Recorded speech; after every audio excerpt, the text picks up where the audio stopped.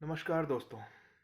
तो अभी कुछ ही दिन पहले की बात है। कुछ क्वेश्चन ऐसे आए हैं कुछ मित्रों के, जो नए नए परिवार में जुड़ रहे हैं, कि कुछ स्टूडेंट लाइफ से जा रहे हैं हमारे मित्र जो हैं। तो उनके कुछ क्वेश्चन ऐसे हैं कि वो स्टडी पे कंसंट्रेट नहीं कर पा रहे हैं। वो उनका और बोलते हैं कुछ लोगों का ये इशू है कि उनका काफ़ी सारे मैटर्स, मेरे को एक ही जैसे केसेस आ रहे हैं बहुत लोगों के, आज जो के टाइम में जो चल रहा है।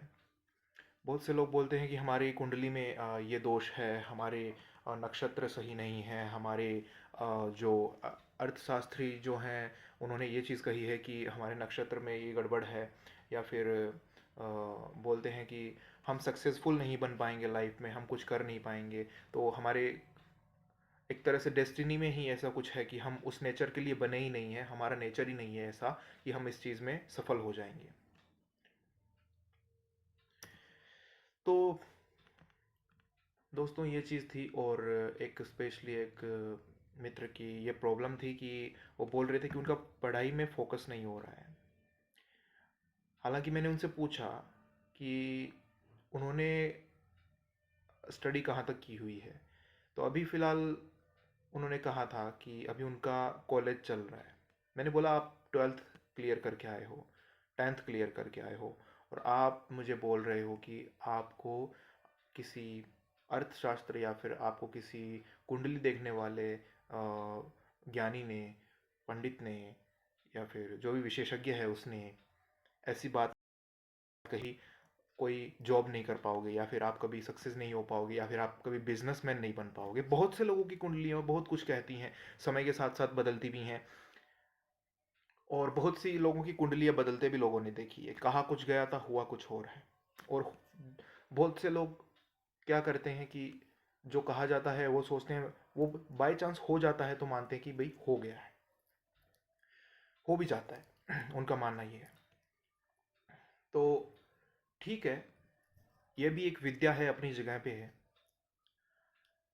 कुंडली के लिए जिनको कुंडली का नॉलेज होता है, ग्रहों का, नक्षत्रों का, वो भी अपने आप में एक अलग ही फील्ड है पूरी। उसका भी जो मानते हैं वो बहुत कुछ मानते हैं, और उनका भी बहुत कुछ रहता है उसमें, और मानने पे ही सब कुछ होता है। तो सीधी सी बात ये है, आपको ये कह दिया गया है कि आप सक्सेस नहीं हो पाओगे। तो आपके माइंड में सबसे पहले तो एक वो साइकोलॉजी के अंदर आपको एक तरह से केमिकल रिएक्शन होता है। बॉडी में आपके माइंड को इंस्ट्रक्शन दे दिया किसी की वजह से, आपके माइंड को इंस्ट्रक्शन चला गया है किसी इंसान की वजह से, कि भाई आपके माइंड में ये है कि अब आप सक्सेसफुल नहीं हो पाओगे। आप ये सोचोगे कोई भी काम करने से पहले, या फिर आप स्टडी कर रहे हो तो आपको ये बता दिया कि आपका स्टडी में कभी मन नहीं लगेगा।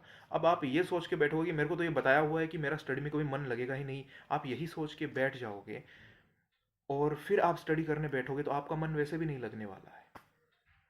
सबसे पहली बात तो ये पूरी साइकोलॉजी है दोस्तों, मैं आपको बता रहा हूँ। माइंड, सब कुछ माइंड से चलता है। आपके माइंड को जिस तरह से ट्रीट किया जाता है, जिस तरह से हैंडल किया जाता है, जो इंस्ट्रक्शन दिए जाते हैं, और वो हाई पावर के इंस्ट्रक्शन होते हैं, वो पावरफुल इंस्ट्रक्शन अगर हो जाते हैं तो आप उसके वशीभूत हो जाते हो। तो ये समस्या थी एक मित्र की। तो मैंने उनको बोला कि आप 12th क्लियर करके आए हो। तो उन्होंने बोला कि, मैंने पूछा कि क्या परसेंटेज रही थी आपकी, क्या क्लियर किया आपने, बताइए ज़रा। 80% से ऊपर थे 12th में, 10th में भी 80% से ऊपर थे। मैंने कहा आप मेरे को ये चीज़ बोल रहे हो, और कि आप आगे सक्सेस नहीं हो पाओगे। आपने स्टडीज़ के अंदर इतना कुछ क्लियर कर दिया है, आप स्टडीज़ पे फोकस नहीं कर पाओगे, आपको ये कह दिया गया था। लेकिन आप तो इतना क्लियर करके आ चुके हो, 12th में इतने परसेंटेज लेके आ चुके हो आप, तो 10th में भी पढ़ के आ चुके हो, तो क्यों इतना डाउन फील कर रहे हो अपने आप को। आप अपने दिमाग में इस चीज़ को रखोगे तो वैसे भी आगे नहीं बढ़ पाओगे। अभी वो किसी कंपटीशन की तैयारी कर रही हैं, गवर्नमेंट कंपटीशन की। तो मैंने उनको बोला कि आपका गोल अब काफ़ी लंबा है और इन दिनों में आपको ये चीज़ें ज़्यादा फील हो रही हैं कि उन्होंने मुझे कहा था कि जब मैं पढ़ने के लिए बैठती हूँ तो मुझे निद्रा महसूस होती है, मुझे नींद आने लगती है 10 मिनट 15 मिनट बाद। ठीक है, मतलब कुछ भी पढ़ने के लिए बैठती हूँ तो बस 15-20 मिनट के बाद नींद आने लगती है। सबके साथ ऐसा नहीं होता है, मैं मानता हूँ। फिर मेरे को इस चीज़ की वजह पता लगी कि क्यों उनके साथ ऐसा हो रहा है। उन्होंने कहा कि मैं सॉरी, उन्होंने कहा कि मैं 15-20 दिन पहले से, मतलब क्या है ना कि अ, एक मैंने वीडियो देखी यूट्यूब पे जिसके अंदर ध्यान लगाने के लिए एक मुद्रा बताई गई थी, योग मुद्रा। तो मैं वो प्राणायाम करने लगी। बहुत सारे प्राणायाम होते हैं, तो उन्होंने कहा कि मैं एक प्राणायाम करने लगी, उसी में से मेरे को जो अच्छा लगा मैंने एक प्राणायाम चूज़ कर लिया और मैं वो प्राणायाम करती थी। प्राणायाम करने से पहले तक मेरे को नींद नहीं आती थी जब मैं पढ़ने बैठती थी, लेकिन मैंने प्राणायाम इसलिए करना शुरू किया कि मन तो मेरा पहले भी कम ही लगता था, मन लगाने के लिए मैंने प्राणायाम करना शुरू किया और मैंने 15-20 दिन तक लगातार प्राणायाम किया। उसके बाद मेरा को रिजल्ट ये मिला कि मैं जब भी पढ़ने बैठती हूँ तो मुझे नींद आने लगती है। उन्होंने ये मुझे कहा। तो दोस्तों, बात ऐसी है, जहाँ तक ध्यान की बात है और जहाँ तक व्यायाम की बात है, देखिए हर इंसान के लिए हर चीज़ सूटेबल नहीं होती है। कुछ जनरल चीज़ें होती हैं जो आपको सूटेबल होती हैं, लेकिन आपने, एक एग्जांपल मैं आपको दे देता हूँ, जैसे कि बहुत से लोग होते हैं जिनकी बॉडी के अंदर बचपन से या फिर बहुत टाइम बाद में आगे जाके कुछ ऐसी प्रॉब्लम्स हो जाती हैं कि जो नॉर्मल ह्यूमंस चीज़ें कर रहे हैं, जो नॉर्मल ह्यूमंस जिस तरह से रह रहे हैं, अगर उनमें से कुछ दो तीन चीज़ें, दो तीन सिचुएशंस ऐसी आती हैं जिस सिचुएशन में अगर वो कोई एक इंसान जिसको कोई प्रॉब्लम हो रही है वो अगर जाएगा तो उसको प्रॉब्लम होगी। मान लीजिए कि एग्जाम्पल के तौर पे मैं एक एग्जाम्पल ले लेता हूँ। आपको आटे से प्रॉब्लम हो गई, आपने, हो जाती है, एक ये भी आज के टाइम में चल रहा है। बहुत से लोगों को क्या है कि अ, आपकी आपको आटे की कोई चीज़ खाना मतलब आपको सूट नहीं होता, तो आप गेहूं से बनी कोई चीज़ मतलब खा नहीं सकते। हर इंसान को तो ये चीज़ प्रॉब्लम नहीं है, हर इंसान को तो ये एलर्जी नहीं है, लेकिन आपको अगर मान लीजिए ऐसी कोई एलर्जी हो जाती है कि आप मतलब आटे से मतलब बनी चीज़ खा नहीं सकते, वो आपको हजम नहीं होगी या फिर आपके अंदर आपकी बॉडी में कुछ साइड इफेक्ट होने लगेगा।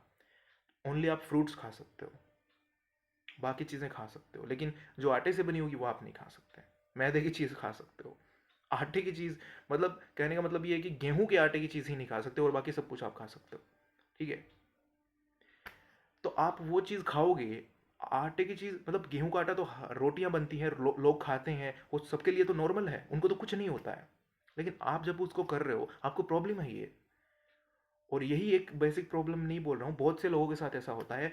बहुत सी ध्यान की विधियां हैं जो हर किसी इंसान के लिए नहीं है। कुछ लोग बोलते हैं हम तो घंटों घंटों ध्यान में बैठे रहते हैं, हमें तो कोई फ़र्क नहीं पड़ता, हमें तो कुछ अनुभव नहीं होता, हमें तो कुछ पता ही नहीं चलता, हमें तो कुछ फल ही नहीं मिल रहा, हमें कोई रिजल्ट नहीं मिल रहा। शिव जी ने 112 विधियां दी है।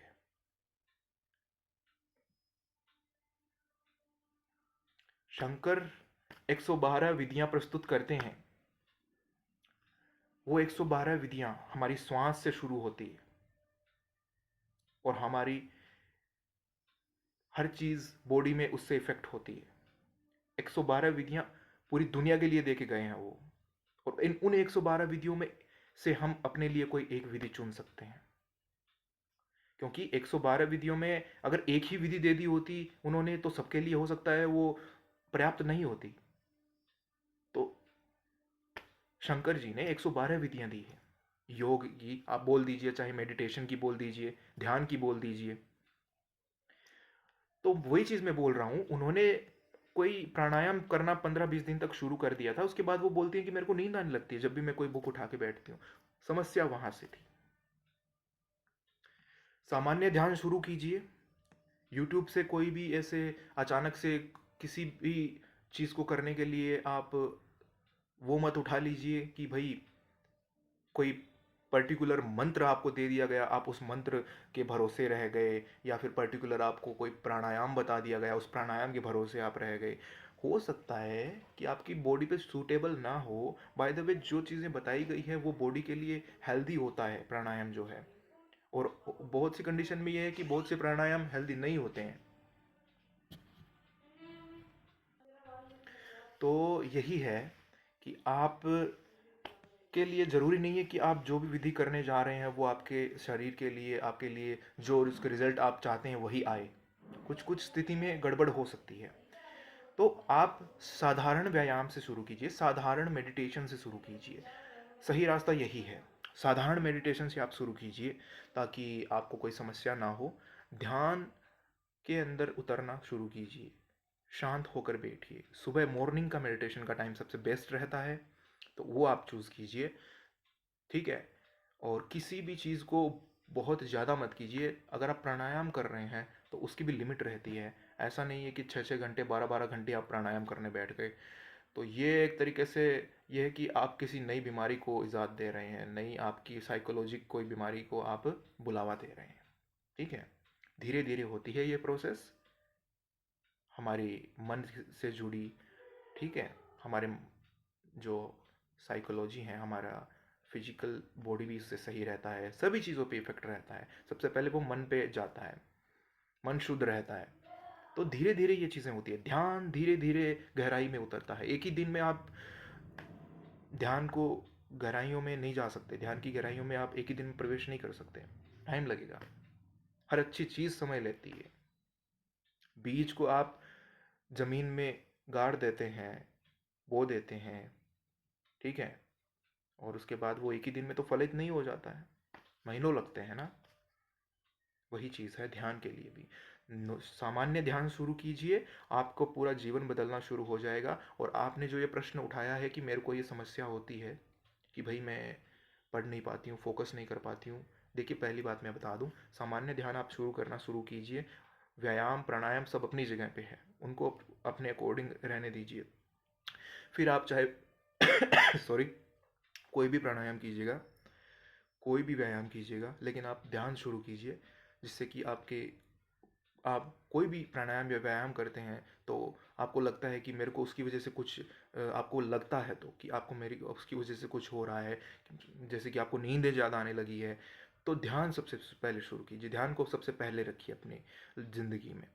सुबह उठकर ध्यान अगर आप करते हैं तो बहुत अच्छा रहता है। ब्रह्म मुहूर्त का 3:30 बजे से लेके, सुबह 3:30 बजे से लेके 5 बजे तक का जो टाइम है, उस टाइम में ध्यान करते हैं तो आपके लिए बहुत लाभकारी रहेगा, बहुत लाभदायक रहेगा।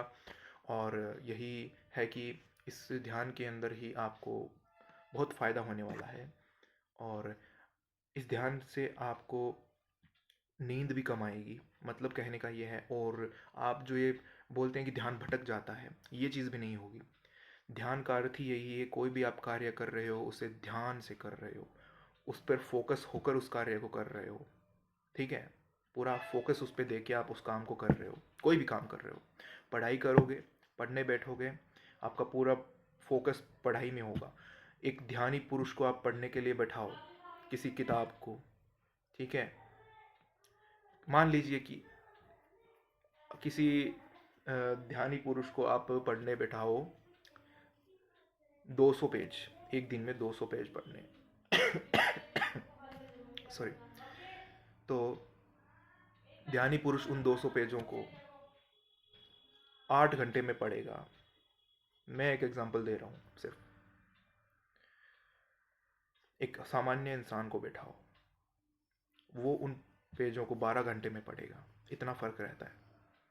ध्यान अगर आपने साध लिया, ध्यान अगर आपने ध्यान को छू लिया, ध्यान में अगर आप उतर गए, अपनी डेली रूटीन में आपने ध्यान को शामिल कर लिया, तो आपकी नींद जो 8 घंटे आप लेते हो वो 6 घंटे में पूरी हो जाएगी, 4 घंटे में भी पूरी हो सकती है,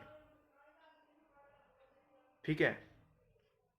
नींद जो 6 घंटे नींद लेते हो वो 4 घंटे में पूरी हो सकती है आपकी, अगर आप ध्यान को छू लेते हो, ध्यान को रेगुलर अपनी लाइफ में लेके आते हो तो। ये फ़ायदा है ध्यान का। और जब भी आप पढ़ने बैठोगे तो आप सपोज करो 1 घंटा आप पढ़ने बैठते हो, 40 मिनट आप पढ़ाई करते हो, 20 मिनट कम से कम आपका ध्यान इधर उधर रहेगा, ठीक है। 40 मिनट आप पढ़ाई करते हो, 20 मिनट आपका ध्यान इधर उधर रहेगा, तो दो जो 1 घंटे में आप पढ़ाई कर सकते हो वो आधे घंटे में आप कर लोगे। 25 से 30 मिनट के अंदर वो सारा कवर कर लोगे जो 1 घंटे के अंदर आप कवर करना चाहते हो। इससे आपका टाइम बचेगा। जो 6 घंटे में आप पढ़ सकते थे वो 4 घंटे में आप पढ़ सकते हो। क्यों पढ़ सकते हो? क्योंकि ध्यान आपने साध लिया, ध्यानी बन चुके हो, पढ़ाई कर रहे हो, पुस्तक में आपका ध्यान है, एक एक वाक्य पे, एक एक लाइन पे, हर चीज़ पे आपका ध्यान है। कहीं आपका ध्यान भटकेगा नहीं, मन इधर उधर जाएगा नहीं। अगर ऐसी अवस्था आ गई है ना ध्यान ध्यान साधने के बाद, तो आपका वक्त भी बचेगा, आपका मन भी लगा रहेगा और आप अच्छे से कंसंट्रेट भी कर पाओगे, ठीक है। ध्यान बहुत ज़रूरी है। शुरुआत ध्यान से ही है, समाधान ध्यान से ही है। धन्यवाद।